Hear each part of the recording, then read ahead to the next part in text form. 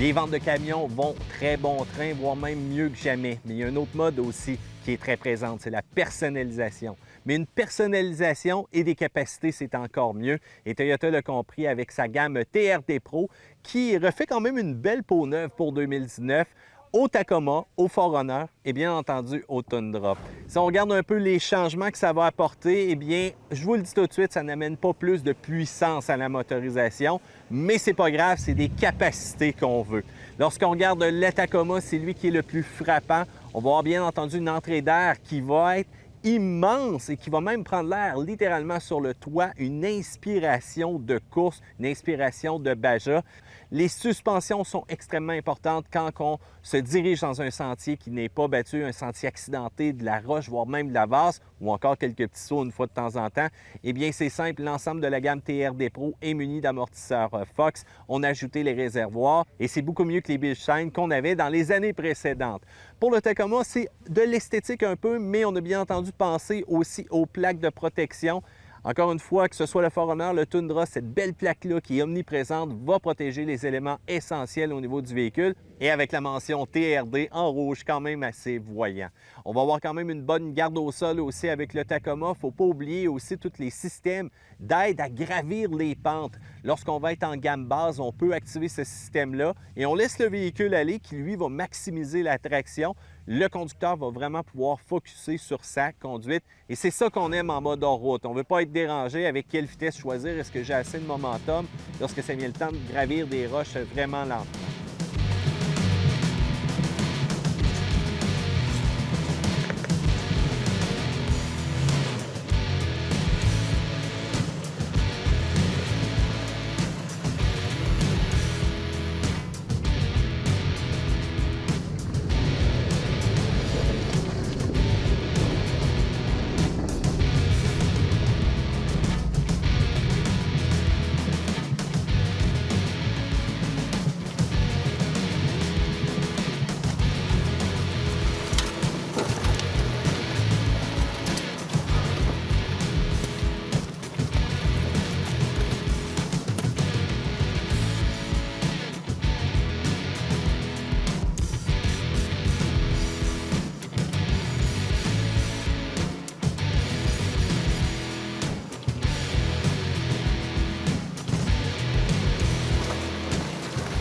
Si on regarde le 4Runner, même motorisation classique 4 litres, j'adore même un petit peu plus celle-là comparativement aux 3,5 litres qu'on trouve à l'intérieur du Tacoma pour la simple et bonne raison que le 4 litres a une petite réponse de plus que j'aime bien.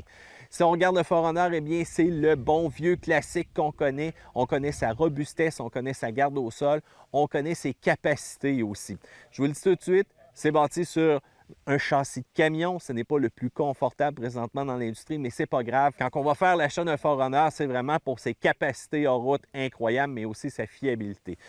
On regarde les pneumatiques sont beaucoup plus agressifs. On a des Nitto grappleurs comparativement au Tacoma, où est-ce que je trouve qu'on a délaissé un petit peu un côté essentiel quand on va justement affronter de la boue. On a besoin de traction, on a besoin que les pneus se vident. Les Goodyear vont être renforcés avec une couche de Kevlar directement sur le flanc. Ça va aider à empêcher qu'un rocher crée un trou tout simplement lorsqu'on va gravir des montagnes sur le côté, voire même une branche. Ça peut arriver assez facilement, surtout lorsqu'on va dégonfler le pneu. C'est une autre petite technique de hors-route. Mais je trouve que les Nitto grappleurs vont offrir ce qu'on a vraiment besoin pour gravir des pentes assez impressionnantes.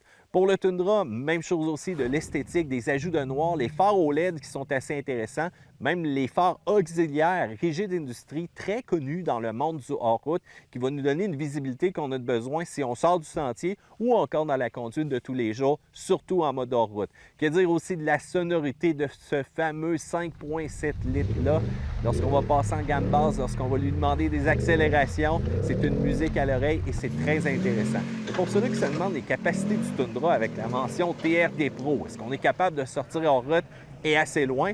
Je pense qu'on a réussi à le démontrer aujourd'hui, mais c'est sûr que si vous voulez vous attaquer à des terrains qui sont encore plus difficiles, ma préférence va aller au 4Runner. Si vous avez besoin cependant d'amener votre VTT, eh bien là, ça prend une boîte. Le Tacoma en a une. Et ce qui fait aussi tourner les têtes, c'est la couleur de la gamme TRD Pro 2019, le bleu vaudou. Il faut dire que chaque année a sa couleur unique et on est capable facilement de les différencier. Donc, en 2019, la gamme TRD Pro est de retour. La seule chose que j'améliorerais, c'est les pneumatiques pour le Tundra et le Tacoma. Mais le reste, la fiabilité est là, la performance est là et la capacité de vous amener n'importe où dans vos aventures, elle aussi est au rendez-vous.